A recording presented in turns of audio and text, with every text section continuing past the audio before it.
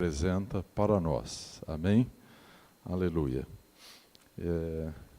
Uma vez passado os avisos, nós queremos nos voltar neste momento para a Palavra de Deus.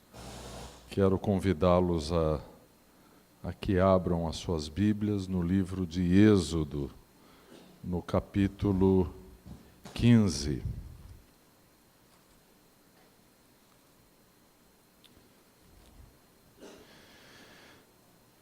Há poucos dias atrás, 2 semanas atrás, nós tivemos a celebração da Páscoa e liberamos uma mensagem aqui sobre a Páscoa, em Êxodo capítulo 12. Hoje nós abrimos aqui em Êxodo capítulo 15.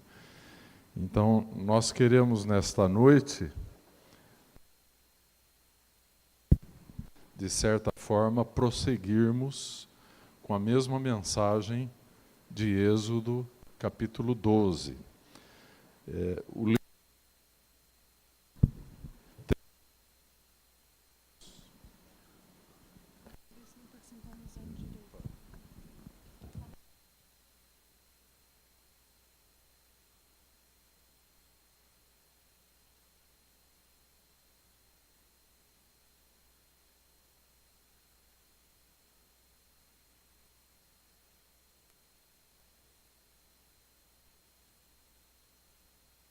E no capítulo 12 nós temos a Páscoa, o Cordeiro de Deus oferecido, o sangue do Cordeiro protegendo as famílias de Israel. Mas a obra da redenção não parou na Páscoa. O livro de Êxodo é muito fértil em figuras, metáforas e verdadeiras profecias que se cumpriram literalmente em Jesus Cristo no Novo Testamento. Então, nesta noite, nós queremos falar sobre isso. Então, nós vamos pegar no capítulo 15 de Êxodo e faremos a leitura do versículo 22 ao versículo 26. Fez Moisés partir a Israel do Mar Vermelho, e saíram para o deserto de Sur. Caminharam 3 dias no deserto e não acharam água. Afinal chegaram a Mara. Todavia não puderam beber as águas de Mara, porque eram amargas. Por isso chamou-se-lhe Mara. E o povo murmurou contra Moisés, dizendo: que havemos de beber? Então Moisés clamou ao Senhor, e o Senhor lhe mostrou uma árvore. Lançou a Moisés nas águas, e as águas se tornaram doces. Deu-lhes ali estatutos e uma ordenação, e ali os provou. E disse: se ouvires atento a voz do Senhor teu Deus e fizeres o que é reto diante dos seus olhos, e deres ouvido aos seus mandamentos, e guardares todos os seus estatutos, nenhuma enfermidade virá sobre ti, das que enviei sobre os egípcios, pois eu sou o Senhor que te sara.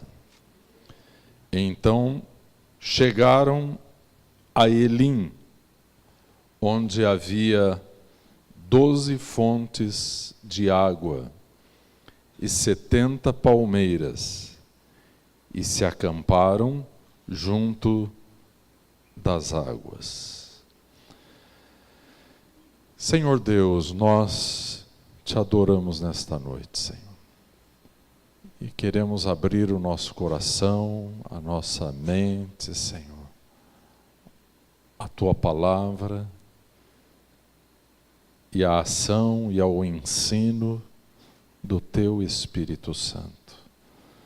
Senhor, neste momento que o Teu Espírito tenha toda a liberdade neste lugar. Nós sabemos que nós somos o barro e Tu és o oleiro. Molda-nos, ó Pai, através da força da Tua salvação, da Tua palavra, do poder do Teu Espírito. Molda-nos na imagem de Teu Filho Jesus. Guarda-nos de todo mal e completa, Senhor, a obra da Tua salvação nas nossas vidas. É o que nós Te pedimos no nome do Senhor Jesus. Amém. Glória a Deus. O nome que nós damos a esta reflexão nesta noite é Com Jesus no Deserto.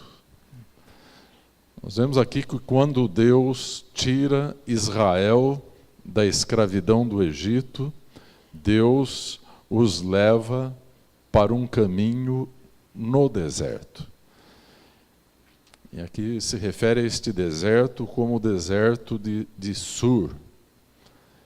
Curiosamente, Deus não leva Israel pelo caminho da terra dos filisteus.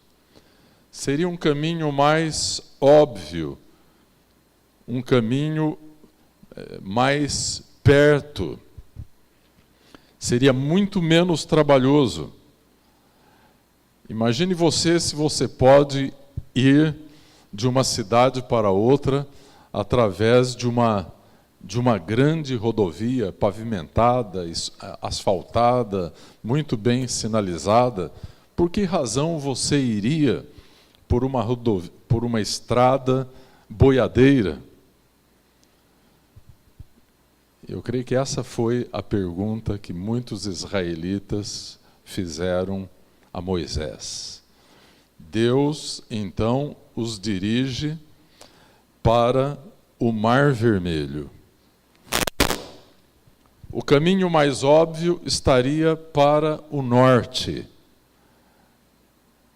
Mas aquela coluna de nuvem que representava a presença do Espírito Santo conduzindo o povo de Israel na sua saída do Egito. Aquela coluna de nuvem dirigiu Israel para o sul, para o deserto, não para o norte, não para o caminho mais fácil, mais próximo, que seria o caminho da terra dos filisteus. Mas Deus então os leva para o caminho do sul, para o deserto de Sur. E Deus então faz com que o povo atravesse o Mar Vermelho. O apóstolo Paulo, que era um rabino, um homem muito experimentado na palavra de Deus, ele em 1 Coríntios 10, versículo 12, ele diz que o povo de Israel foi batizado no Mar Vermelho. Então, assim que Deus oferece o Cordeiro Pascal, e o povo tem a paz com uma figura perfeita da redenção, através do sangue do Cordeiro, Deus pega o povo de Israel, não os leva pelo caminho fácil, Deus os leva pelo caminho estreito, pelo caminho do deserto. Eu penso que os israelitas que conheciam um pouquinho a geografia, eles deveriam ter perguntado para Moisés, mas, Senhor, Moisés, se Deus quer nos levar para Canaã, por que está nos levando para a Arábia, para o deserto? Ao invés de irmos para cima, estamos indo para baixo. Ao invés de subirmos, estamos descendo. Mas a coluna de nuvem os conduzia para o sul. E foi para o sul que eles foram. Eles foram para o Mar Vermelho. E como disse Paulo, ali foram batizados. Ali agora o batismo é batismo na morte e na ressurreição de Jesus Cristo. Ali eles foram literalmente separados do Egito, separados da escravidão, separados dos prazeres da carne que todo o fruto do vale do Nilo representava. E Deus então os leva para o deserto de Sur. Quero fazer uma breve reflexão com vocês a respeito do deserto. Por que razão Deus leva o seu povo para o deserto? Deserto muitas vezes não tem uma boa conotação para o povo de Deus. Quantos já chegaram para você alguma vez e falaram: olha, estou num deserto terrível? Você já ouviu essa expressão? Talvez você tenha usado esta expressão. E quando um crente fala, então, estou num deserto, ele está se referindo ao aspecto negativo do deserto: provação, tribulação, aridez, não é? Mas o deserto tem aspectos positivos também. Um dos profetas diz que Deus nos leva ao deserto para falar ao nosso coração. Teve um aviador francês que ficou famoso no mundo inteiro por ter escrito aquele livro, O Pequeno Príncipe. E ele se refere ao deserto de uma forma muito positiva. E ele diz o que existe de tão especial no deserto. É que em algum lugar ele oculta uma fonte. Amém? E o deserto para onde Deus nos leva oculta muitas fontes que representam as águas do Espírito Santo. Amém? Então, nesta noite, que Deus nos conceda a graça de vermos nesse texto do livro de Êxodo algumas indicações da obra que Deus realiza na nossa salvação, né?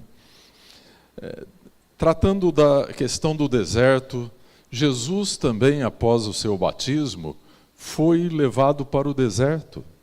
Foi o Espírito Santo que o levou ao deserto para ser tentado. E Israel, após a travessia do Mar Vermelho, é levado também ao deserto. E no versículo 25, diz que ali Deus lhes deu estatutos, uma ordenança, e ali os provou. Amada igreja, prezados amigos, tudo que Deus faz, Ele prova. Costumo pensar que na obra de Deus é como numa indústria. Existe um serviço chamado controle de qualidade. Então, os produtos que estão sendo produzidos ali precisam passar por um controle de qualidade antes de serem colocados no mercado. E vocês acham que Deus também não provaria aquilo que Ele faz, não é? Então, o deserto é um lugar de prova. Ninguém escapa do deserto. Cada um tem o seu próprio deserto para atravessar. Eu tenho o meu, você tem o seu, né? Curiosamente, o deserto é Deus quem nos introduz no deserto. A Bíblia deixa claro que foi o Espírito de Deus que levou Israel por aquele caminho. Uma vez que foram livres da escravidão do Egito, Deus tomou o controle do trajeto. Se Israel usasse ali o Google Map, não teria ido para o sul, teria ido para o norte. Mas Deus tem os seus caminhos para a nossa vida. Quantos já compreenderam isso? Não adianta você lutar contra Deus. Os caminhos do Senhor são diferentes dos teus. Os pensamentos do Senhor são diferentes dos teus pensamentos. Quando estamos começando a nossa vida cristã, às vezes somos teimosos, às vezes insistimos em andar segundo os nossos próprios caminhos, e Deus, então, precisa nos quebrar a nossa vontade natural, a nossa teimosia. O salmista diz: não sejais como a mula que não tem entendimento. Então, que é necessário colocar um bridão apertado na boca da mula para que ela possa obedecer. Deus diz: não sejais como a mula. Quando Deus dirige Israel para o deserto, Deus está querendo dizer o mesmo que nos diz muitas vezes. Se nós estamos em Cristo, devemos viver conforme a orientação de Jesus Cristo, conforme o seu Espírito Santo. Porque fomos redimidos para sermos homens e mulheres livres, jovens, adultos, crianças livres. A Bíblia diz que onde está o Espírito de Deus, aí há liberdade. Então não somos mais um povo cativo. E a coluna de nuvem que leva Israel para o deserto de Sur e posteriormente para Mara, e de Mara para Elim, o Espírito de Deus está querendo dar um ensinamento a Israel. Uma vez salvos, eles não vão mais andar segundo o seu entendimento natural, mas agora é segundo o entendimento espiritual de Deus. Quantos sabem que isso nos custa, às vezes, muito caro? A salvação é de graça, mas se você quer levar uma vida na orientação do Espírito Santo, Deus tem determinados princípios e nós precisamos viver de acordo com eles. Quantos aqui já entenderam que viver de acordo com a orientação do Espírito Santo não é fácil? Quantos já entenderam? É muito mais fácil viver de acordo com as inclinações da nossa carne. Então, desertos, meus irmãos, são, na verdade, na nossa vida, aplicando na nossa experiência, são desertos interiores do nosso processo de santificação.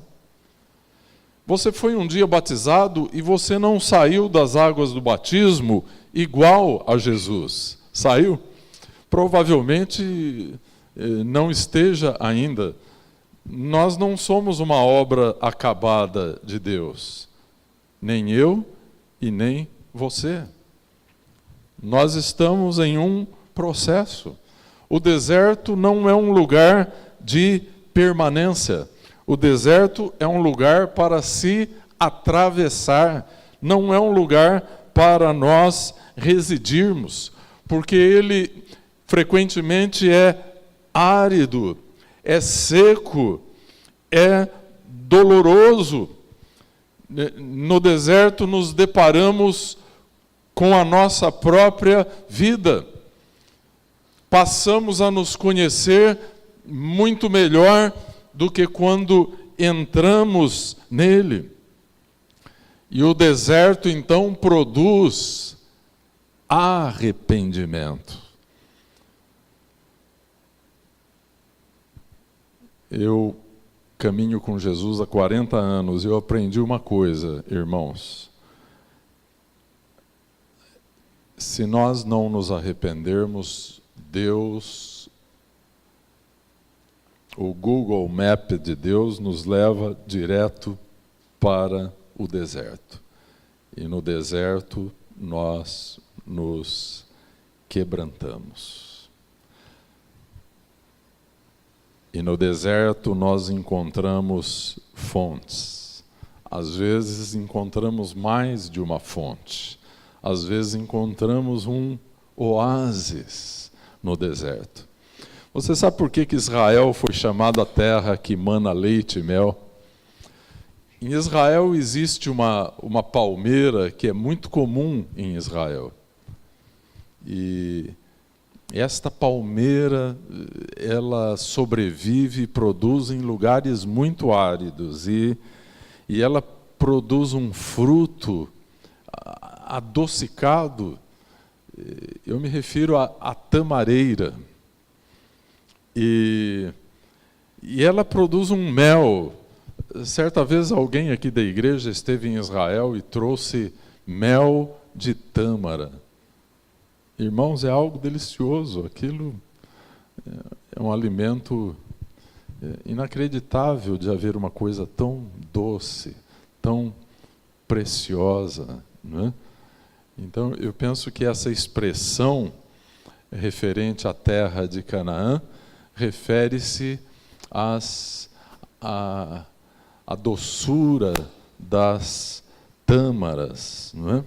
Então, o deserto não tem só um lado negativo. Embora o deserto nunca seja uma meta na nossa vida. Nós nunca queremos ir para o deserto. Mas é para lá que Deus muitas vezes nos leva, né? E ali é um lugar de passagem, um lugar de travessia. Então Deus não passa com Israel pelo Mar Vermelho e os leva para um hotel de 5 estrelas. Deus os leva a um caminho, uma caminhada de 3 dias no deserto. Quantos dias Jesus ficou na sepultura antes de ressuscitar? Deus então os leva por um caminho de 3 dias no deserto. 30 milhas foram percorridas, aproximadamente uns 45 quilômetros, né?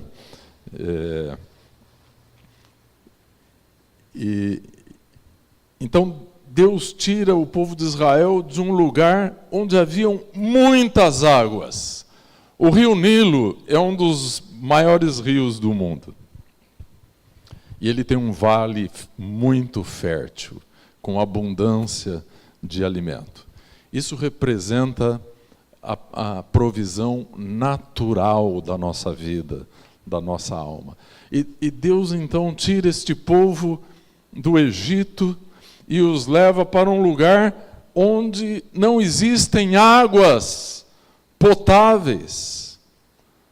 Eles chegaram a Mara, haviam águas em Mara, mas as águas eram amargas. As águas não eram potáveis. Não bastassem a secura do deserto, as miragens do deserto. Agora que eles tinham sede, eles chegam a um lugar que não podem beber água. E eles então murmuram contra Moisés. Moisés não tinha culpa, foi o Espírito de Deus que levou Israel àquele lugar, não é? Então, e o que isso tudo tem a ver com a nossa salvação, irmãos? Tem tudo a ver, porque Êxodo a temática de Êxodo é a redenção. Se você ler Êxodo com os olhos naturais, você vai ver apenas a história do povo de Israel. Mas se você olhar Êxodo com olhos espirituais, você vai ver a sua própria história. Então nós temos a Páscoa, portanto, liberdade para um povo escravo. O preço desta liberdade é pago com o sangue do Cordeiro. Agora Deus tira esse povo da escravidão do Egito. E então, depois da Páscoa, nós temos o Êxodo, a travessia do Mar Vermelho, que representa o batismo. Após o batismo, onde nos identificamos com a morte de Jesus Cristo, nos identificamos também com a sua ressurreição. Não é verdade? Eu costumo dizer, quando batizo uma pessoa: fulano, eu te batizo em nome do Pai, do Filho e do Espírito Santo, para que tu tenhas uma nova vida, para que você ande em novidade de vida. O que é andar em novidade de vida? É andar numa vida ressurreta. Amém? Esse deserto para onde Deus leva o povo de Israel, o deserto de Sur. Sur significa exatamente muro. Quando Deus te salva, Ele te leva através de um muro de separação.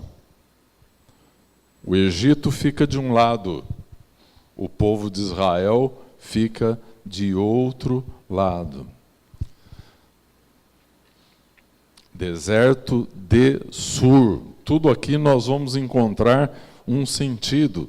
Então, há uma sequência: Páscoa, Êxodo, travessia do Mar Vermelho, e agora nós chegamos em um lugar chamado Mara, onde as águas eram amargas. Mas Deus fez um milagre, meus irmãos. Deserto não é só um lugar de miragens. Deserto é um lugar de milagres. E Deus então mostra para Moisés uma árvore. E Deus orienta que aquela árvore seja jogada nas águas.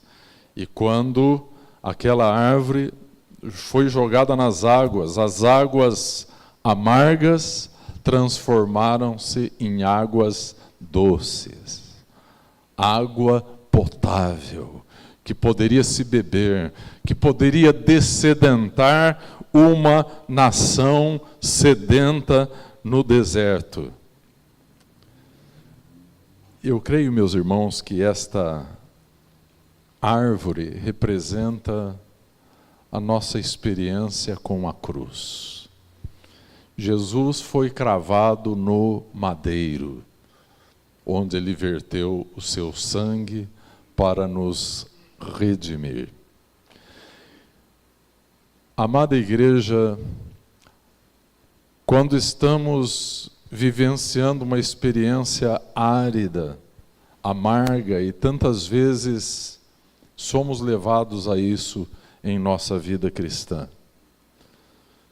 Sabe, esse lugar chamado Mara, que em hebraico quer dizer amargo, não é um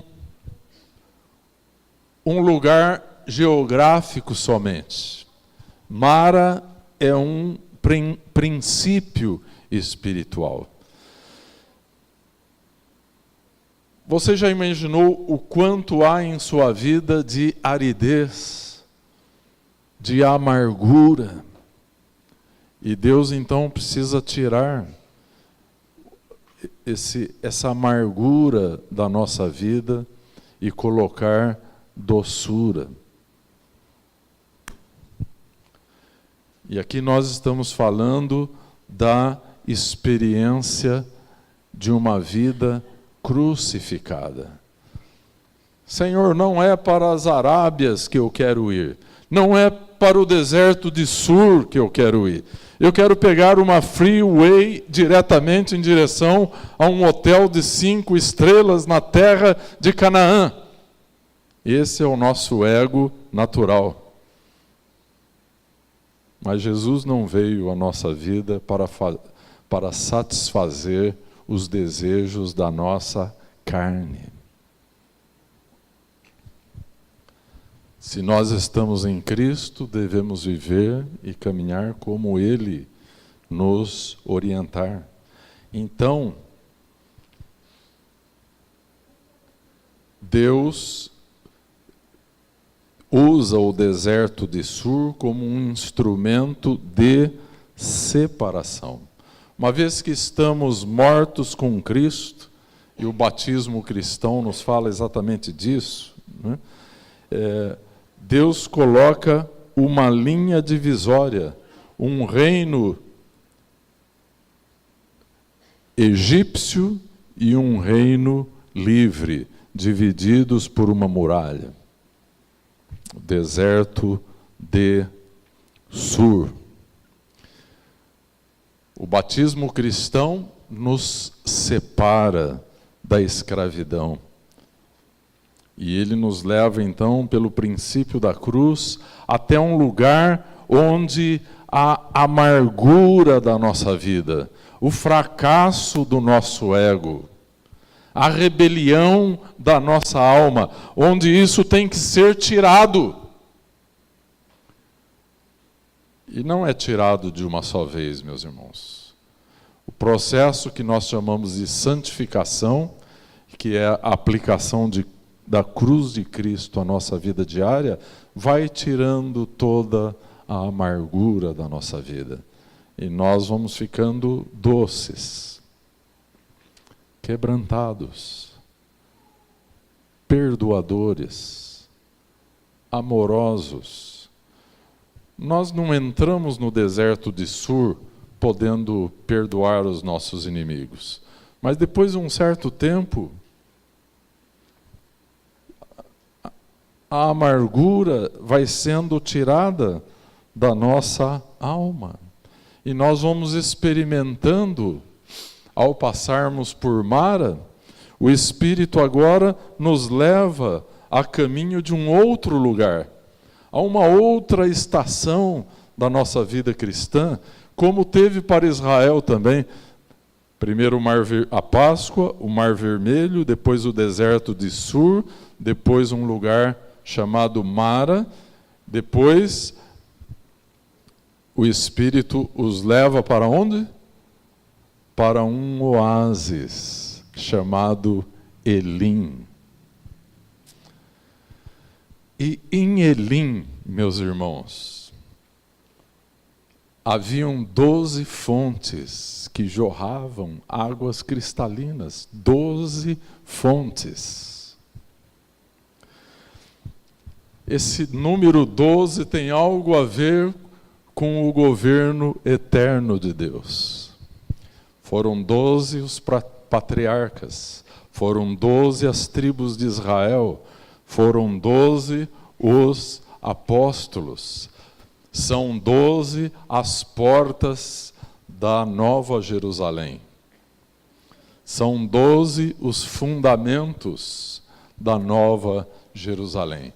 O número 12 está relacionado ao governo eterno de Deus. E ali nesse oásis, então, Israel encontra um quadro maravilhoso, que eu creio ser um quadro da vida em ressurreição, que é a vida que está sempre morrendo e sempre ressuscitando, que deve ser a vida cristã normal. Ali, então, nós temos 12 fontes de águas que fluem. E nós temos ali 70 palmeiras que crescem, que florescem. Eu imagino que são 70 tamareiras, com aquele fruto delicioso, com aquele mel destilando, com aqueles cachos floridos. E eu fico pensando num quadro maravilhoso, e que isso tudo representa a ressurreição. A ressurreição, meus irmãos, é o coração da fé cristã. O Novo Testamento, se não fosse a ressurreição, seria uma coletânea de ensinos.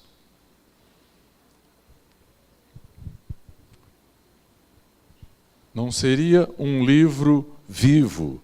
O apóstolo Paulo diz que se Jesus não ressuscitou, então é vã a nossa fé. Hoje em dia está muito popularizado no mundo ensinamentos, livros e filmes que tentam provar que Jesus não ressuscitou. Eu não sei quantos estão lembrados, há uns 20 anos atrás nós tivemos uma experiência aqui. Uma pessoa ficou endemoniada. E o demônio argumentava comigo que Jesus não ressuscitou. Aí vocês não precisam perguntar o que eu fiz, né? Eu mandei o demônio sair, não é? Eu não estudei teologia para ficar discutindo a ressurreição com o espírito demoníaco, né? A hora que eu percebi logo que era um demônio, eu falei, saia em nome de Jesus, não é? Então há um grande interesse de Satanás em confundir a mente das pessoas nos nossos dias, através de filmes, de livros, então que procuram demonstrar que Jesus não ressuscitou. Mas, meus irmãos, passando pelo mistério da cruz, nós chegamos imediatamente ao mistério da ressurreição. Amém? Mara e Elim. Queridos irmãos, a ressurreição é a consumação final da cruz. Se Jesus tivesse morrido e não tivesse ressuscitado, nós não estaríamos hoje aqui, nós não teríamos um evangelho para pregar, nós não teríamos esperança para atravessarmos o deserto desta vida. Mas louvado seja Deus, Deus nos leva a um deserto onde Ele converte a nossa amargura em doçura, a nossa rebelião em obediência, e depois o Espírito de Deus nos leva a um lugar maravilhoso, onde nós vivenciamos a ressurreição. As situações da vida nos oprimem para tirar a nossa esperança, mas nós ressuscitamos, nós vencemos pelo poder da ressurreição de nosso Senhor e Salvador Jesus Cristo. Ali nós encontramos as 12 fontes do Espírito Santo fluindo para dentro de nossas vidas. Então, como palmeiras, nós crescemos. As palmeiras na Bíblia representam a vida. No Templo de Salomão, no cortinado de linho que dividia o lugar santo do lugar santíssimo, onde estava a Arca da Aliança e a presença do Altíssimo, haviam naquele cortinado palmeiras bordadas naquela cortina. Palmeiras são símbolos de vida, da vida que floresce, da vida que vence a morte, da vida que prevalece. Isto é ser crente no Senhor Jesus Cristo. Um dos momentos mais maravilhosos do Novo Testamento é quando Maria Madalena volta da sepultura vazia de Jesus e ela anuncia àqueles discípulos que estavam ali escondidos, amedrontados, e ela diz: Ele ressuscitou.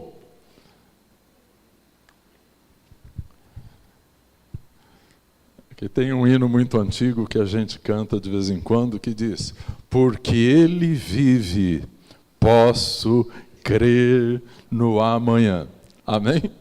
Esse hino, por muito tempo, era praticamente o hino da nossa igreja, né? No começo a gente cantava muito esse hino. Mas eu creio, meus irmãos, que Deus quer que nós vivenciemos a força da sua ressurreição. Amém? No Evangelho segundo São João, Jesus diz: aquele que crê em mim, do seu ventre fluirão rios de águas vivas.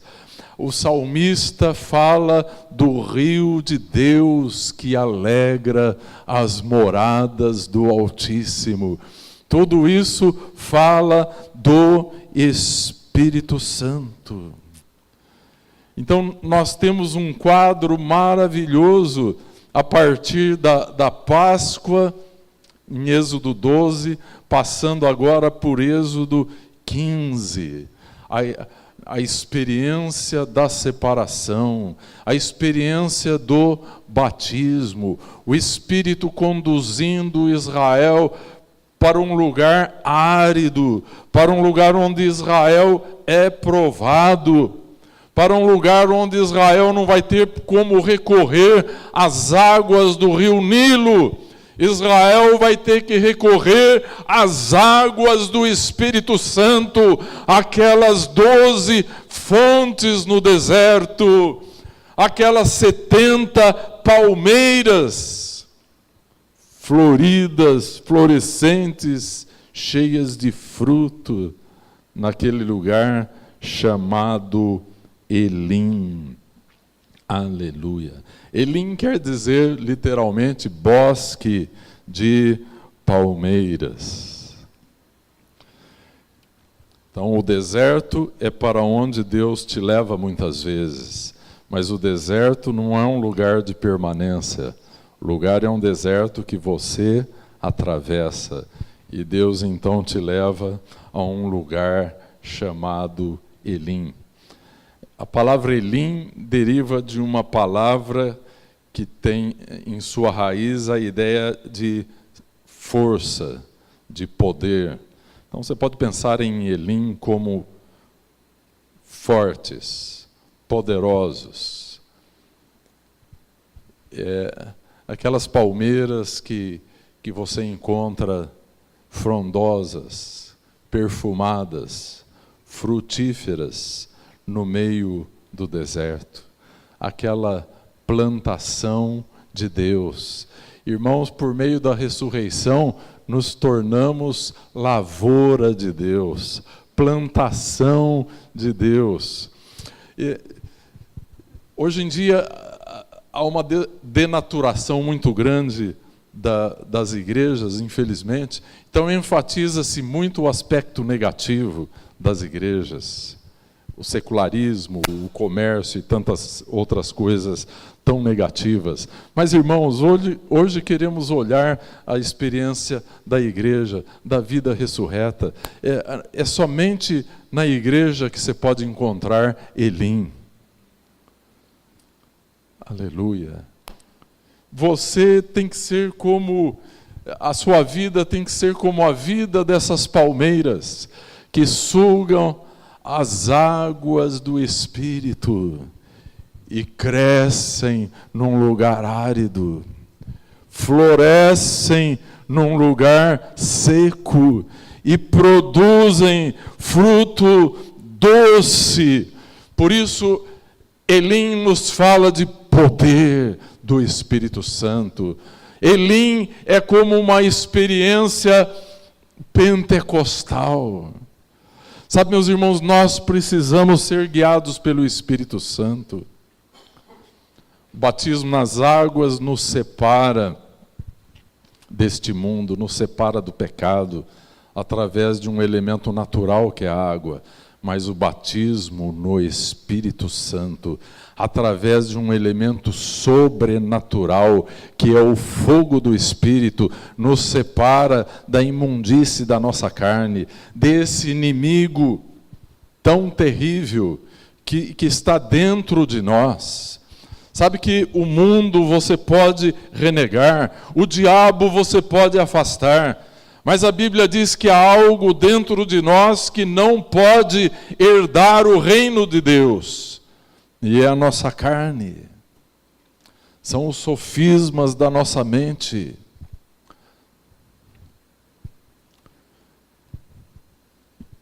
Então nós trazemos dentro de nós uma espécie de um cavalo de Troia, né?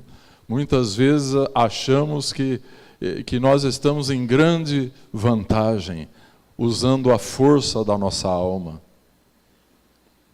Mas se nós não vivermos na orientação do Espírito Santo, fracassaremos. Para onde você quer ir? Pelo caminho do norte? Pelo caminho dos filisteus? Ou você não vai discutir com o Espírito Santo? Senhor, leva-me por onde tu quiseres, contanto que seja pelo teu Espírito Santo, contanto que seja para a glória de teu Filho Jesus.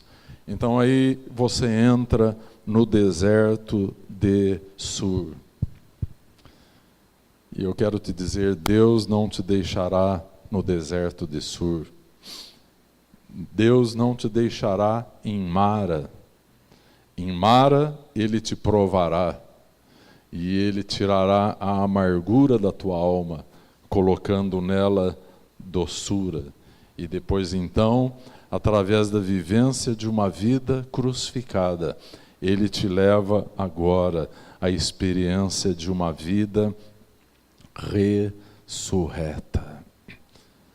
Irmãos, a vida ressurreta sempre vence.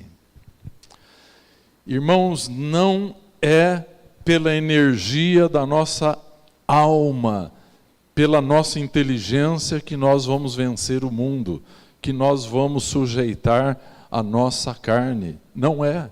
Muitas pessoas já estão tentando isso há milênios. Há aqueles que até mesmo flagelam o seu próprio corpo para tentar abafar a energia da carne. E muitos tentaram fazer isso e não conseguiram. É somente pelo poder do Espírito Santo. A vida cristã verdadeira é uma vida que nasce da morte. O apóstolo Paulo nos explicou este processo, dizendo que estamos sempre entregues à morte, estamos sempre morrendo. Quer dizer, voltamos a Mara e encontramos lá aquelas águas amargas. É aquele momento em que você recebeu um golpe que não esperava, uma calúnia, uma traição, um fracasso que você não planejou para a sua vida. Mas ao se deparar com a fragilidade da sua alma, com aquelas águas amargas, Deus logo te mostra uma árvore. Deus logo te mostra o madeiro. E através da cruz, você obterá doçura de onde somente havia amargura. Sem a cruz, nós jamais poderíamos perdoar alguém. Jamais poderíamos amar alguém que nos fez algum mal, mas através da cruz de Cristo nós podemos. Hoje, durante a tarde, eu peguei um livro de Dietrich Bonhoeffer, que foi um mártir, talvez um dos maiores teólogos alemães, que foi assassinado pelos nazistas, não é? E ele estava pregando no campo de concentração, e ele estava pregando sobre Isaías 53. Em suas pesaduras fomos sarados. Quando os nazistas entraram no local onde se dava aquele culto e chamaram por ele. E ele então comentou com um dos seus amigos do campo que estava ali naquele culto, e ele disse: é o fim, mas na verdade é o começo de uma nova vida. Minutos depois, ele tinha sido enforcado e estava com o Senhor. Então, irmãos, ele vivenciou isso fisicamente, mas espiritualmente estamos, como disse Paulo, entregues sempre à morte. Essa é a experiência de Mara. Só a cruz de Cristo pode lidar com a amargura, a rebelião de nossa própria natureza humana. É interessante que esse texto tão maravilhoso, aqui de Êxodo 15, foi o momento em que o Senhor se revela como o Senhor que nos sara. E ele diz: eu sou o Senhor que te sara. Amém? Aleluia. Então a cruz de Cristo nos oferece um remédio que nós jamais encontraremos em farmácia ou hospital algum deste mundo. E depois nos conduz a um lugar chamado Elim, que representa a vida divina em processo de ressurreição. É esse lugar maravilhoso, meus irmãos, que eu narrei aqui para vocês.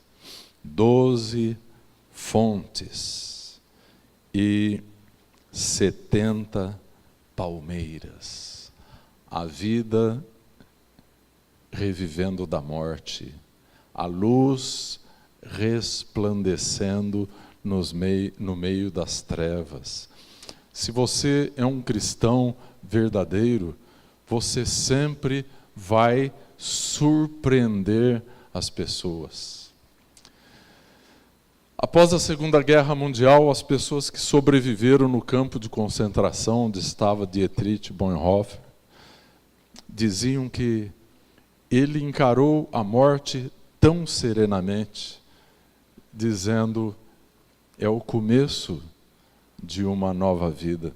E eles narraram que se sentiam tão próximos de Deus enquanto ele estava ali. Diz que dele emanava a presença de Deus que ele pregava. Na verdade, ele teve o privilégio de fazer o seu último sermão em Isaías 53, um texto profundamente messiânico do livro deste profeta evangélico que foi Isaías. Então, amada igreja, a caminhada não termina na Páscoa. O Espírito nos leva às águas do batismo. Mas o batismo não é o fim, é apenas o começo da tua vida livre do poder do diabo, do poder do pecado, da sedução do mundo. O batismo é o começo da tua caminhada. Aí é o Espírito. Não foi um infortúnio, uma fatalidade do teu destino, foi o Espírito que te levou pelo deserto de Sur. Você teve saudades da abundância do Nilo, como a Bíblia diz que Israel teve também. Mas era o Espírito Santo, meus irmãos, não devemos pecar contra Deus, murmurando a respeito da nossa sorte. No momento em que deparamos com as águas amargas de Mara, a cruz de Cristo efetuará o seu trabalho na nossa vida. Amém? A cruz trará doçura onde outrora houve amargura, rebelião. E isso também não é o fim, meus irmãos. A vida cristã não pode ser somente uma vida crucificada. Então, quando pregamos o Evangelho, não podemos omitir a cruz, mas não podemos ficar somente na cruz. Nós temos que ir um pouco além.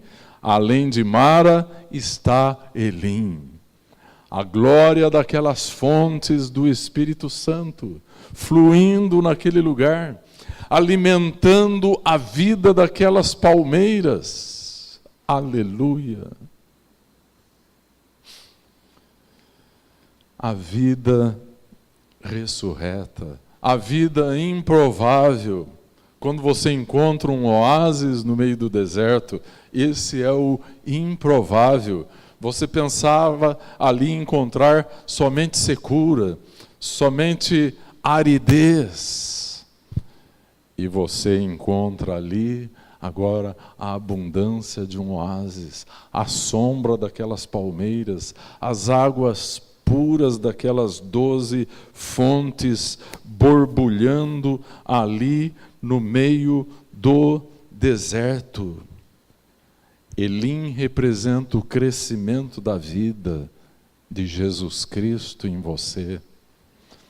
Jesus que está em nós, Ele quer viver, Ele quer crescer, Ele quer frutificar em tua vida.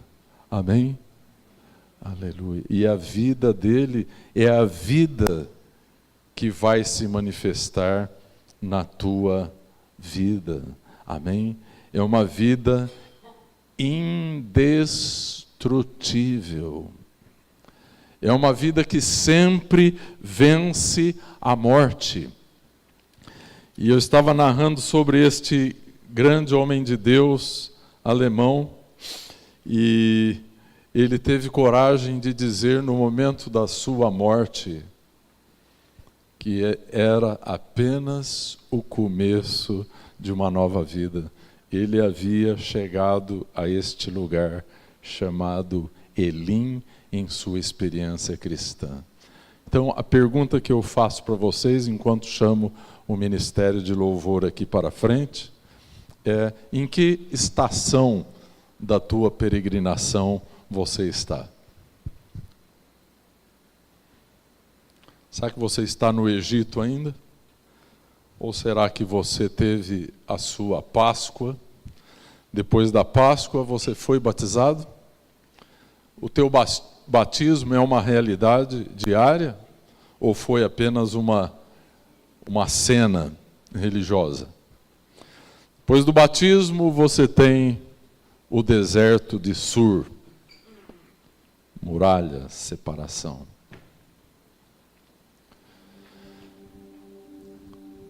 O Mar Vermelho não seria suficiente para separar? Podia separar o corpo dos israelitas, mas Deus queria separar também a alma deles. Existem almas escravas vivendo dentro de corpos livres. E por esse mundo afora, existem almas livres vivendo dentro de corpos escravizados. Deus não quer te dar uma liberdade condicional. Jesus Cristo vem para te dar uma liberdade completa. Amém? Aleluia. Eu sei que vocês têm o repertório de vocês, mas eu estava lembrando um cântico que nós cantamos de vez em quando, que fala sobre a vida que nasce da morte. Não é? Não lembro exatamente qual é esse cântico que a gente cantava. Então vamos cantar esse mesmo que vocês estão planejando. Tá, então tá ótimo. Tá ótimo. Eles vão cantar Porque Ele Vive, Podemos Crer no Amanhã. Esse hino, muitas décadas atrás, ele era cantado no mundo inteiro. Qualquer lugar onde tinha algum evangélico, este hino foi cantado em todas as línguas que você encontra no mundo. E ele tem uma letra muito significativa. Antes de nós cantarmos, eu quero fazer um singelo apelo à tua consciência. Você que está aqui nesta noite, eu fiz uma pergunta para você. Em que estação você está? Eu não gostaria, e muito menos Deus, não gostaria que ninguém perdesse o trem, tá? É necessário que você seja honesto consigo mesmo. Onde estou na minha experiência cristã?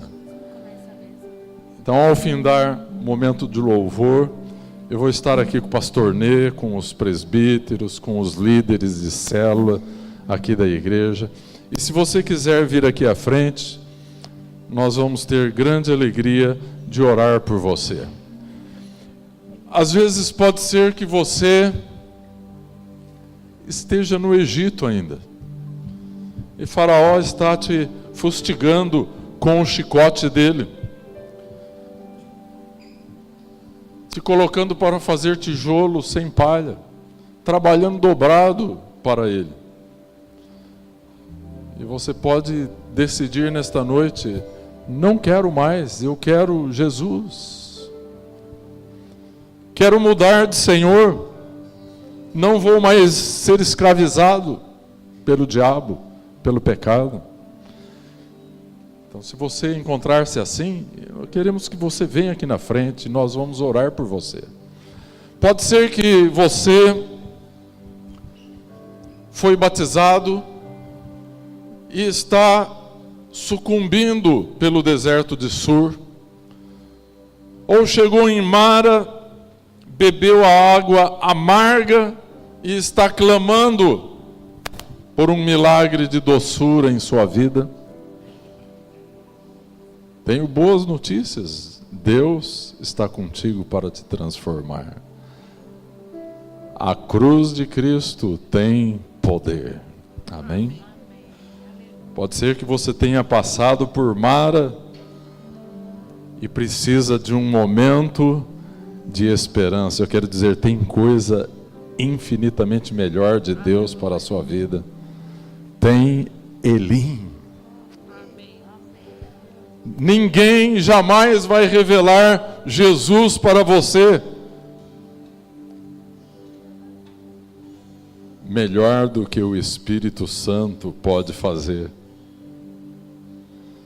Não há nenhum pregador, nenhum mestre nesse mundo que possa revelar a grandeza da vida ressurreta de Cristo e que possa fazer melhor do que o Espírito Santo pode fazer. É o Espírito Santo, a coluna de nuvem no deserto, as águas borbulhantes das 12 palmeiras de Elim, que pode nos revelar com uma base diária no nosso cotidiano o que é a vida cristã baseada na ressurreição, uma vida dirigida pelo Espírito Santo. Em qual estação você está, meu irmão, meu amigo? Nesta noite nós vimos um breve quadro da salvação e precisamos saber onde estamos, amém? Estaremos, depois de adorarmos ao Senhor, estaremos disponíveis aqui para orar por você. Seja lá em qualquer estação onde você se encontra, existem bênçãos de Deus para a sua vida. Amém? Adoremos aquele que é digno de toda adoração. Deus enviou seu